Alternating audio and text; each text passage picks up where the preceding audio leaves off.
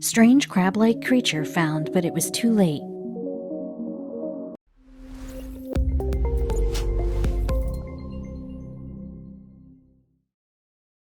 But before we start, please take a moment to give this video a like, subscribe to Happy World, and hit the bell so you'll never miss these great stories. His eyes grew wide as he stammered his words, "Don't move." He then slowly backed away from the scene unfolding before his eyes. Mark didn't understand what his friend was talking about, then noticed claws and many legs. He felt his pulse quicken and his legs freeze in place. It was an ordinary day for Mark. The 32-year-old man was taking a walk with his friend. They knew where a secret place was in the Christmas Island National Park. Mark was curious and loved the outdoors. He didn't know that this particular trip would have a few twists and turns. Even though the island is called Christmas Island, it is actually very tropical and located on an island between Indonesia and Australia. Mark decided that he'd settle on the island 3 years ago. The island is only home to 1,400 people. He originally just went there on vacation but loved it so much that he had to stay. But he had no idea what he would find later on. A new day had dawned on the island and Mark was keen for an adventure. He proposed the route to his friend David, who excitedly agreed. They both ate their morning meals before packing bags and meeting up. But neither of them knew what they were about to find. The two headed towards where they knew the secret hot spring was. They had been told by locals where it was and were excited to see it. The secret was allegedly the most well-kept on the island. Now that Mark and his friend knew about it, there was no stopping them from going there. After walking for around an hour, Mark noticed that thick vegetation was blocking their path. It looked like there was no way around. Mark thought that the initial blockage was due to a boulder, but then it quickly ran away. It clearly wasn't a rock. Mark's blood ran cold. What had he just seen? David didn't seem to notice. Was he seeing things? Mark followed the creature. He wanted to know what it was, even if the curiosity was mixed with a little bit of fear. He should have stayed back. After following the creature, he finally found it.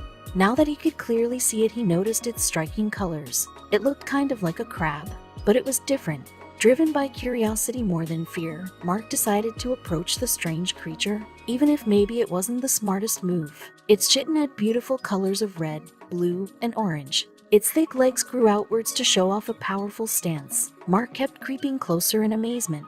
It had spines that grew out of its shell and it made a clicking noise as it moved. Then Mark almost tripped in bewilderment with what he just realized he had come across. The prehistoric crab dates back to 95 million years ago. Mark remembered reading about their extinction when he was younger, but more importantly, he remembered their strange features. Mark looked at the crab again and took note of its huge size, bent claws, its big eyes that had no sockets, and its leg-like mouth. His heart started to pound. In 2019, scientists in America discovered a fossil of this prehistoric crab. Its species is called Chimera perplexa, which translates to perplexing beautiful chimera. This is due to its vibrant colors and unique appearance. Mark immediately whipped out his phone to take a picture of it. Was he really witnessing the reappearance of a lost species? There was only one way to find out. Sensing the creature was harmless, Mark bent down on his hunkers and called for his friend. David soon appeared out from the bushes. "I've been looking for ... you," he said as he took in the huge beast. "What on earth is that?" David said. Without thinking, Mark threw him his phone and asked him to take a picture. What he did next would shock the world. Mark swiftly picked up the giant crab with his bare hands and posed with the mysterious creature that suddenly seemed so gentle. But Mark had no idea what he was dealing with. Sure, he had found a long-lost species, if not the ancient Chimera perplexa. He immediately called the National Park Center. That's when the interest in this beast really started to build. Crab expert Max Orchard spent over 22 years on Christmas Island National Park working with world-leading researchers on the variety of crab found on Christmas Island. You see, Christmas Island was something of an anomaly when it came to the numerous different species of crab that lived there. For Orchard, discovering a new species on Christmas Island really wasn't too far-fetched. From his profession, Orchard knew that de-extinction was possible, also known as species revivalism. This is the process where scientists can generate an organism that either resembles or is the extinct species. If this wasn't a case of de-extinction, Mark could have found a rare and endangered species. Although it's easy to think humans have discovered every creature on Earth, that's simply and sometimes surprisingly not that case. Mark hung up the phone and posted his picture online with the caption, "Anybody know what this is?" But as he was typing, David nervously began to call out to him. "Don't move, dude," David choked. Confused by his reaction, Mark looked around. Sure enough, he saw the cause of David's distress. Just behind his foot, another 3-meter claw swung into his vision. Its unexpected presence gave Mark a sudden fright and he dropped his phone. Mark stepped back in astonishment at not only finding one of these species, but two.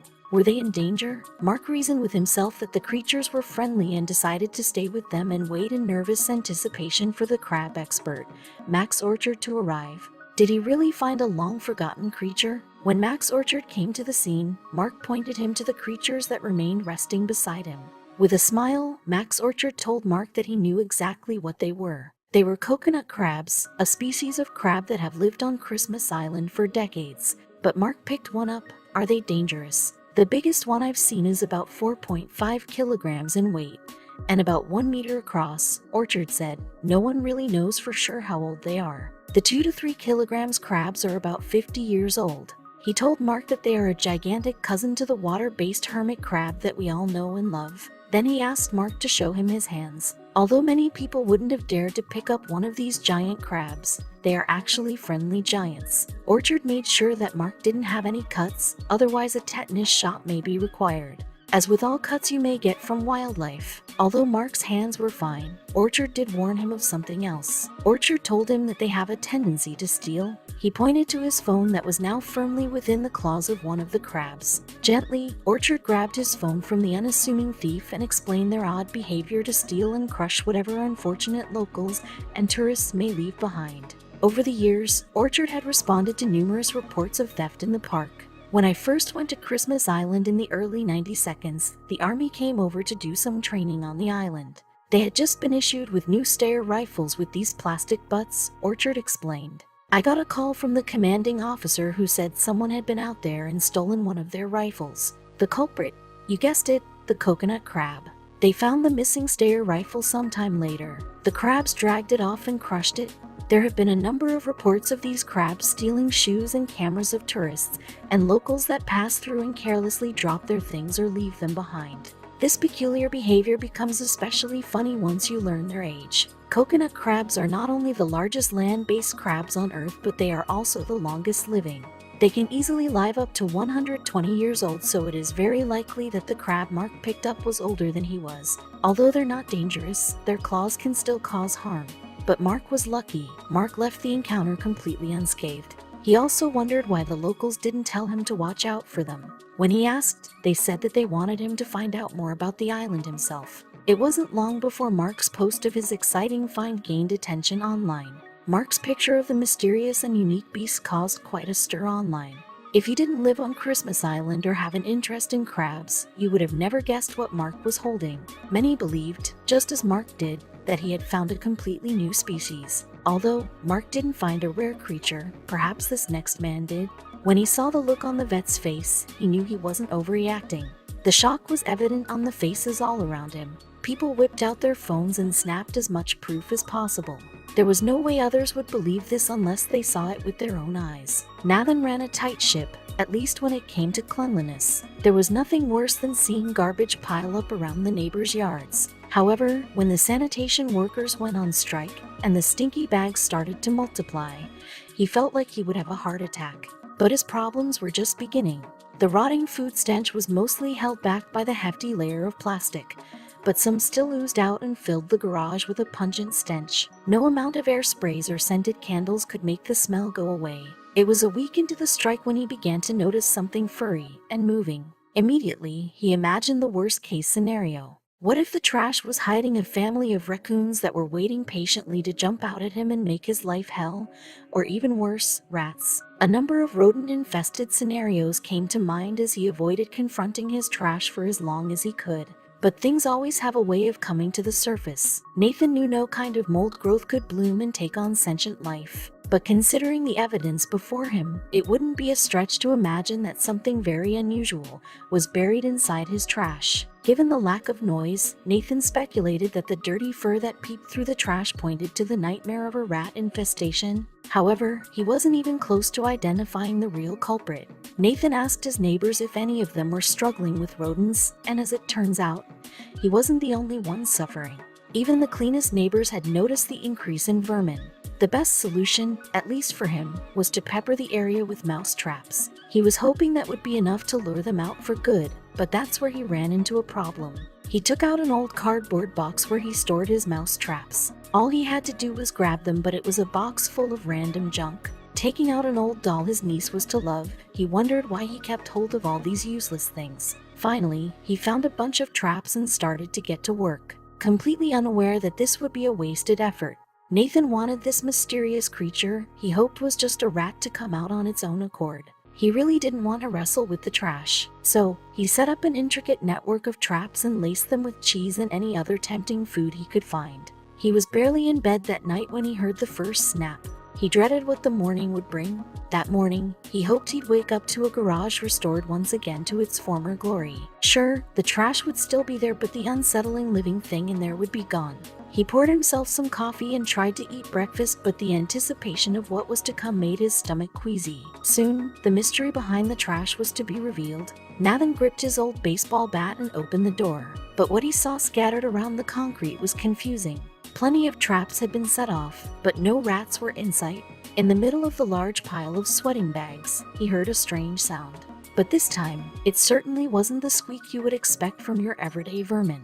It was a muffled, gurgling growl. Nathan hoped the sentient trash hadn't fused with a rat to make some new monstrosity. He pulled each bag away as slowly as he could, otherwise, the disturbing growls would start up again. When the last blockage fell away, he jumped back and braced himself for an attack. The pile of fur was now left exposed in his garage. Nathan's eyes squinted as he realized it wasn't a rat. This thing was way too big. For a second he wondered if it was actually just trash, but then it moved. Nathan could just about make out that it had a snout. It was definitely some kind of animal, but he had no idea what. He had never seen anything like this before. Now, the gray and black matted fur twisted and twitched as it tried to get away. Every part of Nathan's neat freak personality screamed to run away. There was no way he would pick up whatever that was. It was disgusting. But then the sounds changed to something he recognized. The confused ball of dirty fur attempted to run circles around Nathan, but it was no use. Its big and heavy fur covered its entire body. Nathan plugged his nose at the stench before realizing that he had to catch the thing. Without further thought, he reached down his hands and quickly snatched a handful of fur in his hand. What was it? Nathan lay out a bunch of towels in his backseat, rolled down his windows, and made his way to the vet. Whatever this creature was, it needed to get checked out. As he drove, he wondered how long it had been living in his trash. Certainly, since the strike, he thought. He couldn't wait to see the vet shave off all its fur to reveal its real form. It wasn't long before they reached the vet. And now, the long, high-pitched meows became stronger. It was the sound that instantly changed the scene. Instead of calling pest control, he quickly dialed the closest veterinarian. It was perhaps out of his own curiosity, but he wanted to see what they were going to do with it. Was it a wild animal? The vet team gaped and snapped photos of the growling cat. The enamer's mass of fur was mostly comprised of common fur mats. Nathan's face went slack as they clipped away over 7 pounds of fur and revealed what the cat actually looked like. Its appearance left Nathan stunned. It was clearly a street cat, and a beautiful one at that. The easy food and warm surroundings in Nathan's garage must have attracted it. But when the last layers of fur fell away, he couldn't believe his eyes. The feline was pure white. The transformation took another step after a thorough bath. The vet had never seen anything like this. The story was truly hard to believe. What was also perplexing was the cat's relaxing demeanor. It's like it knew it was getting help. Usually, stray cats are aggressive and wild, but this cat seemed to have a liking for humans. Nathan asked the vet to check it for a microchip. Perhaps if it actually had an owner, he could reunite them. However, when the vet checked the cat for a microchip, there wasn't any. The vet speculated that perhaps this cat used to live in a home but had long since been abandoned. Nathan refused to give up just yet. He put up a post in his local area and asked if anyone had been missing a cat, but no one responded. The search for the potential owners of this stray was coming to an end. That's when Nathan began to think of something else. The cat had a resting, grumpy face that made it look perpetually angry, but the moment Nathan reached out to it, the cat jumped in for every scrap of attention. It seemed the little thing wasn't only starving for food but also love. A sudden, shocking idea popped into Nathan's head, something he would have never thought possible. Pets meant stray fur and weird smells. It went against every fiber of Nathan's neat freak soul. But with each passing day, he was finding this cat harder and harder to resist. There he stood, cuddling the now white cat and wondering if he should just take it home himself and give it a better life. It had gone through life so dirty, maybe he could help in his own weird way. Nathan spoke to the vet about his idea of adopting the cat and asked if there's anything he needed to worry about. This cat had just come from the streets after all. The vet checked if the cat was neutered and gave him some flea medication and said he should be good to go. He also gave him a leaflet called "My First Cat, an Essential Guide." The vet held on to the cat for another couple of days and then he was good to go. Nathan got a crate and the vet packed in the adorable cat with a sweet goodbye. Before he knew it, Nathan was driving home with Sinbad nestled in his new, shiny crate. He couldn't quite believe the way this little cutie arrived into his life. Yes, things wouldn't be pristine at home anymore, but since he was getting something special in return, it was totally worth it. Sinbad would never know that dirty life again. They quickly became the dream team. Nathan had no idea how lonely he actually felt before Sinbad came into his life.